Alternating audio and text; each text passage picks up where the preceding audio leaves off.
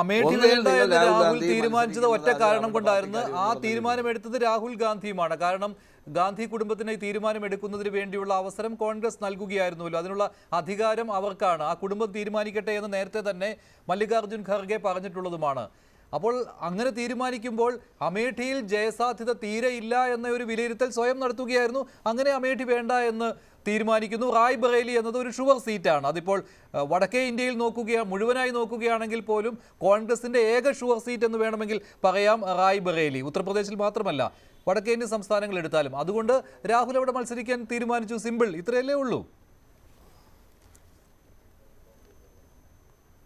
അങ്ങനെയല്ല, അവിടെയാണ് മഞ്ജുഷിനൊക്കെ തെറ്റുപറ്റുന്നത്. ഞങ്ങൾക്ക് രാഹുൽ ഗാന്ധി ആണെങ്കിൽ വലിയ ഭൂരിപക്ഷത്തിൽ ജയിക്കാവുന്ന മണ്ഡലമാണ് അമേഠി. നിങ്ങൾ നോക്കിക്കോ, ഞാൻ ഈ ചർച്ചയിലിരുന്ന് പറയല്ലേ, നോമിനേഷൻ കൊടുത്തതല്ലേ ഉള്ളൂ. കിഷോരി ലാൽ അമേഠിയിൽ നിന്ന് MP ആയി വരും. നമുക്ക് പേഴ്സണലായിട്ട് ഒരു ചലഞ്ച് ചെയ്യാം. താങ്കൾ ആ ദൗത്യം ഏറ്റെടുക്കാൻ തയ്യാറാണോ? പേഴ്സണലായി നമുക്ക് ചലഞ്ച് ചെയ്യാം. രാഹുൽ ഗാന്ധി വേണ്ട അവിടെ ജയിക്കാൻ. രാഹുൽ ഗാന്ധി വേണ്ട അവിടെ ജയിക്കാൻ. വളരെ കൃത്യമാണ് പാർട്ടി നടപടി, പാർട്ടി തീരുമാനം. ഞങ്ങളുടെ സ്ഥാനാർത്ഥിയെക്കുറിച്ച് നിങ്ങൾക്ക് മനസ്സിലാകാത്തതുകൊണ്ടല്ലേ. രാജീവ് ഗാന്ധി മത്സരിക്കുമ്പോൾ, സോണിയാഗാന്ധി മത്സരിക്കുമ്പോൾ, രാഹുൽ ഗാന്ധി മത്സരിക്കുമ്പോൾ അവിടുത്തെ തെരഞ്ഞെടുപ്പിന്റെ ജനറൽ കൺവീനറായി ബൂത്ത് ടു ബൂത്ത് ഡയറക്റ്റ് കണക്ഷനുള്ള സകല പ്രവർത്തനങ്ങളും ഏകോപിപ്പിച്ച റായ്ബറേലിയിലും അമേഠിയിലും, പ്രത്യേകിച്ച് അമേഠിയിൽ രാജീവ് ഗാന്ധിയുടെ കാലം തൊട്ട് അതിന്റെ ഗ്രൗണ്ട് ലെവലുള്ള പാർട്ടി പ്രവർത്തകരുമായി ഹൃദയബന്ധമുള്ള ഒരാളെ ഞങ്ങൾ ഇറക്കുന്നത് അദ്ദേഹം മതി അവിടെ ഞങ്ങൾക്ക് ജയിക്കാൻ. ശരി, അങ്ങനെയാണെങ്കിൽ ഈ പരിഹാസം കേൾക്കേണ്ട ആവശ്യമില്ലല്ലോ. രാഹുൽ ഗാന്ധി പേടിച്ചോടുകയാണ് എന്നുള്ള പരിഹാസം കേൾക്കേണ്ട ആവശ്യമില്ലല്ലോ. സ്മൃതി ഇറാനി പുറകെ നടന്ന് വെല്ലുവിളിക്കുകയാണ്, നേരിട്ട് എന്നോട് ഏറ്റുമുട്ടാൻ തയ്യാറുണ്ടോ രാഹുൽ എന്ന്. ആ വെല്ലുവിളി അങ്ങ് ഏറ്റെടുത്താൽ പോരായിരുന്നു? അത് ഇന്ത്യ സഖ്യത്തിന് ഊർജം പകരുന്ന ഒന്നായി മാറില്ലായിരുന്നോ? അത് ഈ വാക്കിന് പൊട്ട് ചെവി എന്ന് പറയുന്ന ഒരു കാര്യമുണ്ട്. രാഹുൽ ഗാന്ധിയും സ്മൃതി ഇറാനിയും കൂടെ നിങ്ങൾ ഒരു തുലാസി തൂക്കാതെ എന്നെ കൊണ്ട് കടത്തി പറയാൻ ഇടയാക്കല്ലേ.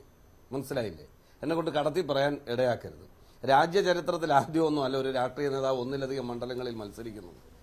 അപ്പം വെല്ലുവിളി ഇപ്പൊ നിങ്ങൾ അപഹസിക്കുന്നു എന്ന് പറഞ്ഞു. രാഹുൽ ഗാന്ധി എതിർക്കുന്നത് എന്തുകൊണ്ട് അമേഠിയിൽ എനിക്കെതിരെ മത്സരിക്കാൻ തയ്യാറല്ല എന്നുള്ള സ്മൃതി ഇറാനിയുടെ ചോദ്യം അതാണ്.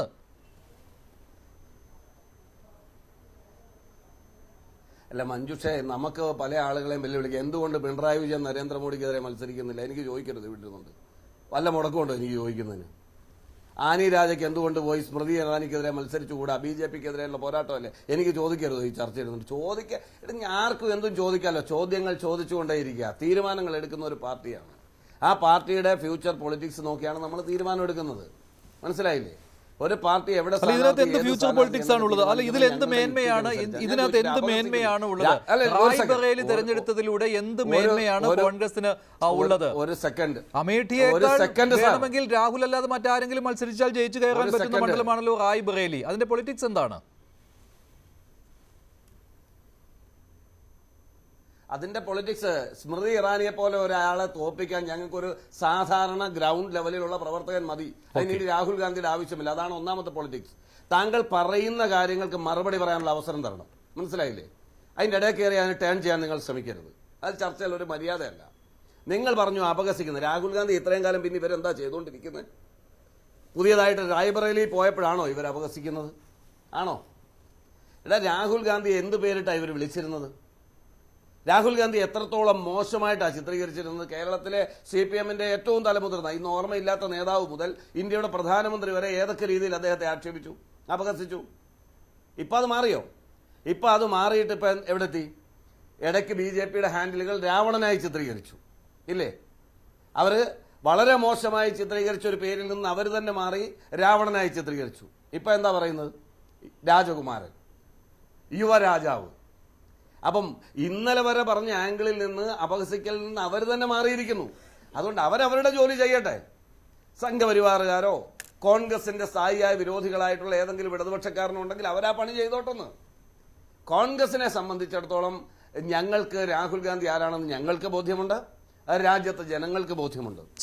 രാഹുൽ ഗാന്ധി എവിടെ തീരുമാനിക്കും. യുവരാജ് ഗോകുൽ അൽബോസ രാഷ്ട്രീയം പറഞ്ഞു. ഇതിൽ സ്മൃതി ഇറാനിയെ തോൽപ്പിക്കുന്നതിന് വേണ്ടി രാഹുൽ ഗാന്ധിയുടെ ആവശ്യം അമേഠിയിലില്ല, അതിന് KL ശർമ്മ എന്ന കാൻഡിഡേറ്റ് മതി, അതുകൊണ്ട് അങ്ങനെ ഒരു തീരുമാനമെടുത്തു, ഇത്രയേ ഉള്ളൂ, സിമ്പിൾ എന്നാണ് അനിൽ ബോസ് പറയുന്നത്. അല്ലാതെ സ്മൃതി ഇറാനി വെറുതെ വെല്ലുവിളിച്ചുകൊണ്ട് പുറകെ നടന്നിട്ട് കാര്യമില്ല, അവിടെ ശർമ്മ പോയി സ്മൃതിയെ തോൽപ്പിച്ചോളുമെന്ന്. അനിൽ ബോസേ, ഈ നിങ്ങളുടെ പ്രിയങ്ക ഗാന്ധി എന്ന് പറയുന്ന മറ്റൊരു നേതാവുണ്ടല്ലോ, രാഹുൽ ഗാന്ധിക്ക് ഈക്വലായിട്ട് നിൽക്കുന്ന ഒരാൾ, ഈ പ്രിയങ്ക ഗാന്ധിയോട് എൻ്റെ മാധ്യമപ്രവർത്തകർ ചുറ്റും കൂടിയിട്ട് അമേഠിയിൽ സ്മൃതി ഇറാനി മത്സരിക്കുന്നുണ്ടല്ലോ, എന്താണ് അഭിപ്രായം എന്ന് ചോദിച്ചപ്പോൾ പ്രിയങ്ക ഗാന്ധി തിരിച്ചു ചോദിച്ചത് ഹൂ ഈസ് സ്മൃതി ഇറാനി എന്നാണ് പ്രിയങ്ക ഗാന്ധി ചോദിച്ചത്. ഇപ്പോൾ രാഹുൽ ഗാന്ധിയോട് ചോദിച്ചാൽ നിങ്ങൾ പറഞ്ഞു തരും സ്മൃതി ഇറാനി ആരാണ് എന്നുള്ള കാര്യം. നമ്മുടെ ഭീഷ്മ സിനിമയിൽ മമ്മൂട്ടി പറയുമല്ലോ, എന്താണ്, ഞാൻ ആരാണെന്ന് അറിയണമെങ്കിൽ ചത്തുപോയ നിൻ്റെ അച്ഛനോട് പോയി ചോദിക്കണമെന്ന് വില്ലൻ കഥാപാത്രത്തോട് പറയുമല്ലോ, അതുപോലെ തന്നെയാണ് പറയാനുള്ളത്. സ്മൃതി ഇറാനി ആരാണ് എന്ന് അറിയണമെന്നുണ്ടെങ്കിൽ അത് രാഹുൽ ഗാന്ധിയോട് പോയി ചോദിക്കണം, എങ്കിൽ മാത്രമേ മനസ്സിലാവുകയുള്ളൂ. അല്ലാണ്ട് സ്മൃതി ഇറാനിയെ തോൽപ്പിക്കാൻ രാഹുൽ ഗാന്ധിയുടെയൊക്കെ ആവശ്യമുണ്ടോ എന്ന് ചോദിച്ചു കഴിഞ്ഞാൽ രാഹുൽ ഗാന്ധി ഒരു ഓടോ യാത്ര നടത്തിക്കൊണ്ടിരിക്കുകയാണ്. ആദ്യം ഒരു ജോഡോ യാത്ര നടത്തി, പിന്നെ ഒരു ന്യായ് യാത്ര നടത്തി, ഇപ്പോൾ മൂന്നാമതൊരു ഓടോ യാത്രയുമായിട്ട് വന്നിരിക്കുകയാണ്. അമേഠിയിൽ നിന്ന് വയനാട്ടിലേക്ക്, വയനാട്ടിൽ നിന്ന് റായ്ബറേലിയിലേക്ക്. ഉത്തർപ്രദേശിൽ 80 സീറ്റുകളുണ്ട്. ഈ 80 സീറ്റുകളിൽ അവർ ആകെ 2019 ജയിച്ച റായ്ബറേലി എന്ന് പറയുന്ന സേഫ് സീറ്റ് മാത്രമേ ഉണ്ടായിരുന്നുള്ളൂ രാഹുൽ ഗാന്ധിക്ക് ഇപ്പോൾ പോയി ഒളിച്ചിരിക്കാൻ വേണ്ടിയിട്ട്. അദ്ദേഹം ഭീരുത്വത്തിൻ്റെ പൊളിറ്റിക്സ് മാത്രമാണ് ഇപ്പോൾ ചെയ്തുകൊണ്ടിരിക്കുന്നത്. ഒരു ലീഡറാണെന്നുണ്ടെങ്കിൽ, മുന്നിൽ നിന്ന് നയിക്കുന്ന നേതാവാണെന്നുണ്ടെങ്കിൽ തുടക്കം മുതൽ രംഗത്തിറങ്ങണമായിരുന്നു, വളരെ കൃത്യമായിട്ട് ധീരമായിട്ട് ഇറങ്ങണമായിരുന്നു. അമേഠി കഴിഞ്ഞ തവണ തോറ്റുപോയെന്നുണ്ടെങ്കിൽ കഴിഞ്ഞ 5 വർഷം അവിടെ നിന്ന് പ്രവർത്തിക്കണമായിരുന്നു. സ്മൃതി ഇറാനി 2014 അമേഠിയിൽ നിന്ന് പരാജയപ്പെട്ടതിന് ശേഷം അവിടെ നിന്ന് ജോഡോ യാത്രയ്ക്കും ഓടോ യാത്രയ്ക്കും ഒന്നും അല്ല പോയത്. 5 വർഷം അവിടുത്തെ ജനങ്ങളുടെ ഇടയിൽ നിന്നു, പ്രവർത്തിച്ചു, ജനങ്ങളുടെ വിശ്വാസം നേടിയെടുത്തു. അങ്ങനെയാണ് 2019 രാഹുൽ ഗാന്ധി അവിടെ തോറ്റുപോകുന്ന സാഹചര്യം ഉണ്ടായത്. കഴിഞ്ഞ 5 വർഷം രാഹുൽ ഗാന്ധിക്ക് അത് ചെയ്യാമായിരുന്നു, ചെയ്തില്ല. പകരം അവരുടെ എല്ലാ കാലഘട്ടത്തിലെയും സേഫ് സീറ്റായ റായ്ബറേലിയിലേക്ക് ഒളിച്ചോടുക എന്നുള്ളത് മാത്രമാണ് അദ്ദേഹം ചെയ്തിരിക്കുന്നത്. അനിൽ ബോസ് പറയുന്നത് വേറെ ആരുമില്ല, KL ശർമ്മ അവിടെ ഉണ്ടായിരുന്നു, ഗാന്ധി കുടുംബത്തിന്റെ ഒരു പ്രതിനിധി എന്ന രീതിയിൽ. അതെ, ഇത് ഇന്നിപ്പോ ഞാനിപ്പം KL ശർമ്മയെ കുറിച്ച് വായിക്കുകയായിരുന്നു. ഇന്ത്യയിലെ മുഖ്യധാരാ പത്രങ്ങൾ, ഇപ്പം BJP അനുകൂല പത്രങ്ങളൊന്നും പറയണ്ട, ഇപ്പം ഹിന്ദു ഒക്കെ പോലെയുള്ള പത്രങ്ങൾ എൻറാമിന്റെ കീഴിലുള്ള വരുന്ന ഒന്നാണല്ലോ, BJP നിരന്തരം വേട്ടയാടുന്നതാണ്. അവർ പോലും തലക്കെട്ട് എഴുതിയിരിക്കുന്നത് ഗാന്ധി ഫാമിലി ലോയലിസ്റ്റ് എന്നാണ് എഴുതിയിരിക്കുന്നത് KL ശർമ്മയെ കുറിച്ചിട്ട്. അതുകൊണ്ട് ഈ പ്രവർത്തകരുമായിട്ടുള്ള ഹൃദയബന്ധത്തെ കുറിച്ചിട്ടൊന്നും കൂടുതലൊന്നും പറയണ്ട, ഗാന്ധി കുടുംബത്തിന്റെ അല്ലെങ്കിൽ നെഹ്റു കുടുംബത്തിന്റെ ഒരു അനുചരൻ, അത്രേ ഉള്ളൂ. അങ്ങനെയുള്ള ഒരാളെ അറിയിച്ചു കഴിഞ്ഞാൽ ആ കുടുംബത്തിന് അവർക്കത് പുറത്തല്ലാത്തൊരു സ്ഥലത്തേക്ക് പോകുന്നതിനോട് താല്പര്യമില്ലെന്നേ. അവർക്ക് തൽക്കാലത്തേക്ക് ഒരു ബലിയാടിനെ അവിടെ നിർത്തണം, ഈ തെരഞ്ഞെടുപ്പ് കഴിയുന്നത് വരെ ഒരു തെരഞ്ഞെടുപ്പ് അവിടെ നിർത്തണം. ശരി, ഇദ്ദേഹം അത്രയ്ക്ക് വലിയ ഹൃദയബന്ധമുള്ള ആളാണെന്നുണ്ടെങ്കിൽ ഈ പറയുന്ന അമേഠി ഉൾപ്പെടുന്ന മണ്ഡലങ്ങളിൽ 6-7 നിയമസഭാ സീറ്റുകളുണ്ടല്ലോ, എത്ര കോൺഗ്രസ് MLA-മാരെ അവിടെ നിന്ന് ജയിപ്പിക്കുവാൻ സാധിച്ചിട്ടുണ്ട് എന്നൊന്ന് പറയാമോ? അദ്ദേഹത്തിന് തന്നെ അവിടെ ഒരു MLA സീറ്റിൽ കയറി നിന്ന് മത്സരിച്ച് ജയിക്കുന്ന ഒരു സാഹചര്യം ഉണ്ടാക്കരുതായിരുന്നോ? എന്തുകൊണ്ട് പറ്റിയില്ല? അത്രയ്ക്ക് വലിയ ഹൃദയബന്ധങ്ങളൊക്കെ ഉള്ള ആൾക്കാരാണ്. ആദ്യം സൂചിപ്പിച്ചത് ഈ രാഹുൽ ഗാന്ധി മാത്രം ഇങ്ങനെ അമേഠിയിൽ മത്സരിക്കാതെ മറ്റ് പ്രവർത്തകർക്കും ഒരു അവസരം കൊടുക്കൂ എന്ന രീതിയിലുള്ള മുറവിളി ഉണ്ടായിരുന്നു. അതുകൊണ്ട് ഇത്തവണ രാഹുൽ അങ്ങ് ഒഴിഞ്ഞു കൊടുത്തു, പകരം ഒരാളെ മത്സരിപ്പിക്കുന്നു. എത്ര വിശാല ഹൃദയരായ ആശാന്മാരാണെന്ന് അറിയാമോ? വിശാല ഹൃദയനായ ആശാൻ അമേഠി സീറ്റ് പാവപ്പെട്ട ഒരു പ്രവർത്തകന് വേണ്ടിയിട്ട് ഒഴിഞ്ഞു കൊടുത്തു. 2019 തോൽക്കുന്നത് വരെ അദ്ദേഹത്തിന് അത് ഒഴിഞ്ഞു കൊടുക്കണമെന്നുള്ള ബോധ്യമില്ലായിരുന്നു. തോറ്റ് കഴിഞ്ഞപ്പോൾ എന്നാൽ പിന്നെ മറ്റേ സോണിയ എന്ന് പറഞ്ഞിട്ട് മറ്റേ ഹരിശ്രീ അശോകനെ തള്ളിവിടുന്നത് പോലെ ഒരു പാവപ്പെട്ട ഹരിശ്രീ അശോകനെ ഇപ്പോൾ ഗോദയിലേക്ക് തള്ളിവിട്ടിരിക്കുകയാണ്. ഇപ്പോൾ എന്തായാലും സോണിയ എന്നെ വന്ന് മലർത്തിക്കോളും എന്നുള്ളത് തന്നെയാണ് എനിക്ക് പറയാനുള്ളത്. ഒന്ന്. രണ്ടാമത്തെ ഒരു കാര്യം എന്ന് പറഞ്ഞു കഴിഞ്ഞാൽ അങ്ങ് ഇവിടെ ഇരുന്നുകൊണ്ട് തെരഞ്ഞെടുപ്പല്ലേ, നമുക്ക് നോക്കാനോ. കോൺഗ്രസ് ഇത്രയും കാലവും ജയിച്ചു വന്ന സീറ്റാണ്. അമേഠി അതുപോലെയൊക്കെ തന്നെ ആയിരുന്നല്ലോ, ഇത്രയും കാലം ജയിച്ചു വന്ന സീറ്റായിരുന്നു. അവിടെ തോൽക്കുന്ന ഒരു സാഹചര്യം ഉണ്ടായി. ഇപ്പോൾ റായ്ബറേലിയിലേക്ക് പോയിട്ടുണ്ട്. രാഹുൽ ബോസിനോട് ഞാൻ ഒരു കാര്യം പറഞ്ഞോളട്ടെ, നിങ്ങൾ ഇവിടെ എന്താണ് രാഹുൽ ഗാന്ധിയെ ആരൊക്കെയോ വ്യക്തിപരമായി അധിക്ഷേപിക്കുന്നു, CPM-കാർ അധിക്ഷേപിക്കുന്നു, BJP-കാർ അധിക്ഷേപിക്കുന്നു എന്ന് പറഞ്ഞു. നരേന്ദ്രമോദിജിയെ പിന്നെ നിങ്ങൾ എന്താണ് ചെയ്തിരുന്നത്? നിങ്ങളുടെ ഏറ്റവും വലിയ ലീഡറാണ് സോണിയാഗാന്ധി എന്ന് പറയുന്നയാൾ. 2007, 2008, 2014 വരെ അവർ തന്നെ ആയിരുന്നല്ലോ എൻ്റെ ഹെൽമിൽ ഉണ്ടായിരുന്ന ആള്. ഈ സോണിയാഗാന്ധി നരേന്ദ്രമോദിജിയെ ഗുജറാത്തിൽ ചെന്ന് മൗത്ത് കി സൗദാഗർ എന്നല്ലേ വിളിച്ചത്? അത് അധിക്ഷേപമായിട്ട് നിങ്ങൾക്ക് തോന്നുന്നില്ലേ?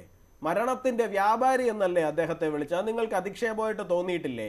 നിങ്ങളുടെ കോൺഗ്രസിന്റെ സൈബർ ഹാൻഡിലുകൾ അദ്ദേഹത്തെ ഫിക്കു എന്ന് പേരിട്ട് വിളിക്കുമ്പോൾ നിങ്ങൾക്ക് അത് അധിക്ഷേപമായിട്ട് തോന്നുന്നില്ലേ? നിങ്ങളുടെ ടോപ്പ് ലീഡേഴ്സിൽ ഒരാളായിട്ടുള്ള മണിശങ്കർ അയ്യർ നരേന്ദ്രമോദിജിയെ കുറിച്ച് പറഞ്ഞത് അദ്ദേഹം ഒരു സാധാരണ ചായക്കടക്കാരനാണ്, അദ്ദേഹത്തിന് വേണമെങ്കിൽ കോൺഗ്രസിന്റെ വർക്കിംഗ് കമ്മിറ്റി കൂടുമ്പോൾ ഇവിടെ വന്ന് ചായ വിൽക്കാം എന്നാണ് പറഞ്ഞത്. ഇത് നിങ്ങൾക്ക് അധിക്ഷേപമായിട്ട് തോന്നുന്നില്ലേ? ഈ അധിക്ഷേപങ്ങൾ ഇങ്ങോട്ട് മാത്രം തരാനുള്ളതല്ല, ഇങ്ങോട്ട് തരുമ്പോൾ അങ്ങോട്ടും കുറേയൊക്കെ കിട്ടുമെന്നുള്ള കാര്യവും കൂടി അങ്ങേക്ക് ബോധ്യം ഉണ്ടാവണം.